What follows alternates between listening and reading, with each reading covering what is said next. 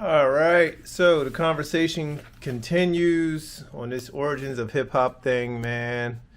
I got people all in my comments on my other video. They coming for me, saying this and saying that. But the facts remain, man. Like, you guys do the deep dive on it, and we're just talking origins. I'm not talking about who added to it and who went on and took the torch and ran with it. Come to the breakdancing, I will say it, the Puerto Rican cats, y'all did grab it and ran with it, because history tells by some b-boys that black people created it, did it for a little while, and kind of phased out and was done with it. Probably like a whole 10 years before.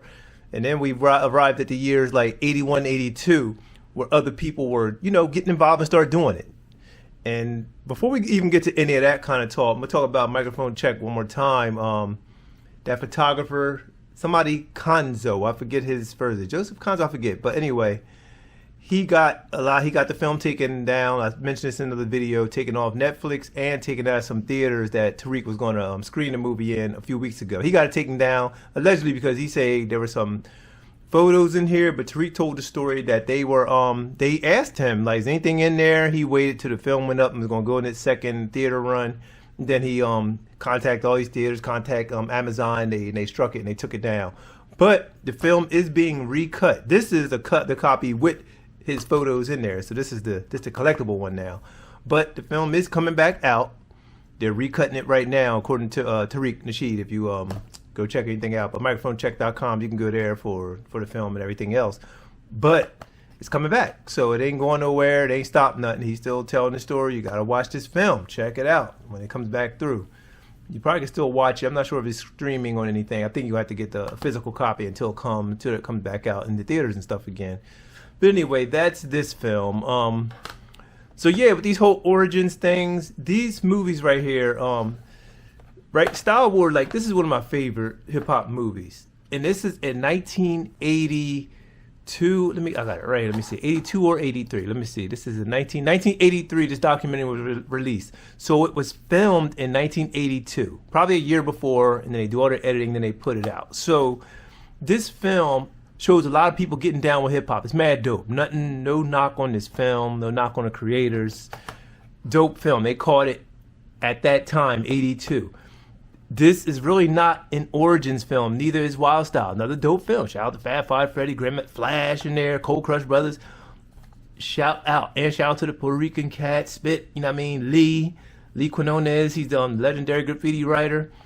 Shout out to him. But understand that these 80s movies, this is another one, Beach Street. Probably 81, there's a brother right there, but yeah, he has some mixed cats in there.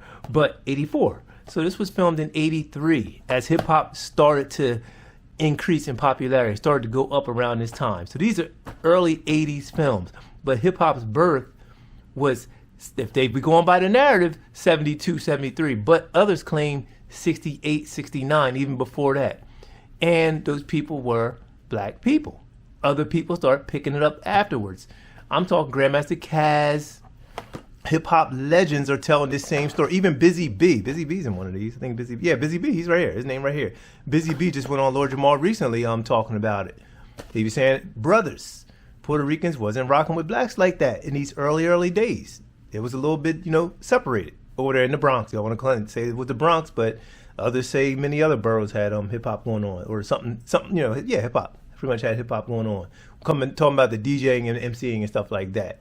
And even some graffiti, whatever. But there's other talks about graffiti and cornbread. Cornbread was a Philly dude. He came out of Philly. He used to write cornbread. I know Taki 183. He was first to blow it up out of New York, they say. But graffiti gets a little more wishy-washy. It's hard to know what you count. We counting the hip-hop styles. We counting anybody scribbling anything, because Kilroy was here. That was way, way back. I mean, people wrote on wall what we counting as graffiti. So that one where it gets a little weird. But sticking to the music and the DJing and the MCing, brothers, black people created that as a black creation. Others joined in. Puerto Ricans were the first, right there on the heels. I'll give them even on the heel, very close. In one of my videos, this brother, they be coming for me on my video. It's called You Didn't Create Hip Hop. Just go check, just look back, you'll see it. It's up there.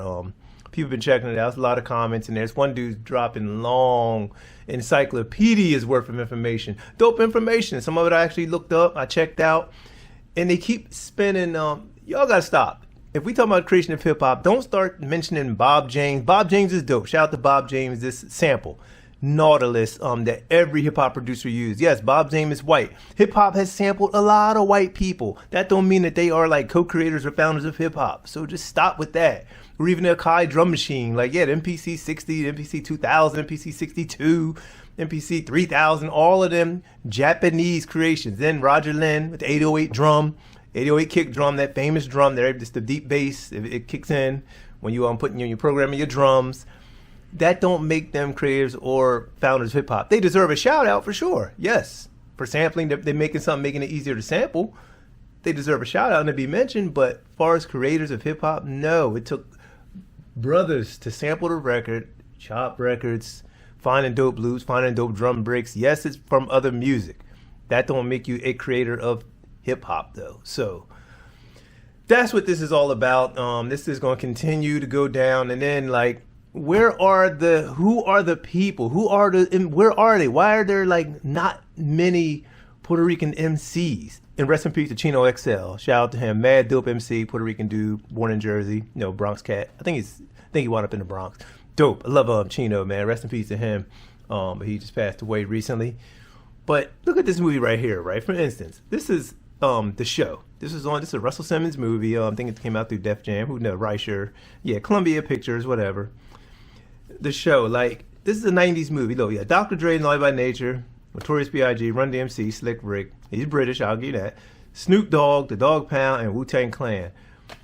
No Puerto Rican dudes. If you guys had influenced it and you were there and you created it, this would be flooded with the genre would be flooded with Puerto Rican cats, I would assume, right? Because when you create something, your people typically are the leaders in that thing. You have the numbers. You have the numbers. In hip hop, you don't have the numbers. Like, you just don't have the numbers. It's not there. B-boying these days, yes. Not MCing. DJing, I'm not sure. It's a lot of Puerto Rican cats I know a lot of Mexican cats that I know that DJ out here. I'm in Phoenix, so, and they out here in pop, they got the numbers. So a lot of Puerto Rican cats, a lot of Mexican cats that are on the turntables a lot. So and shout out to them.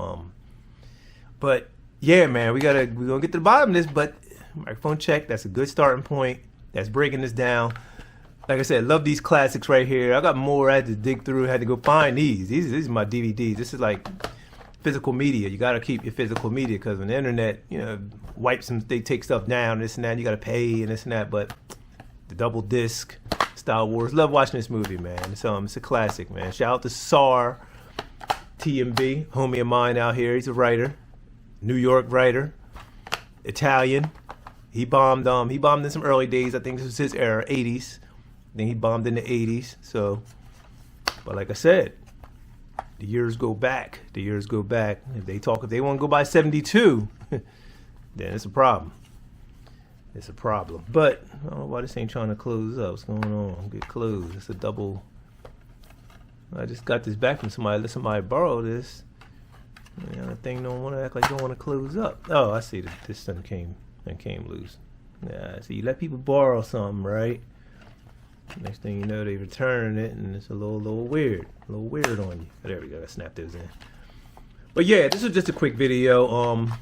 Drop your comments. Share your information.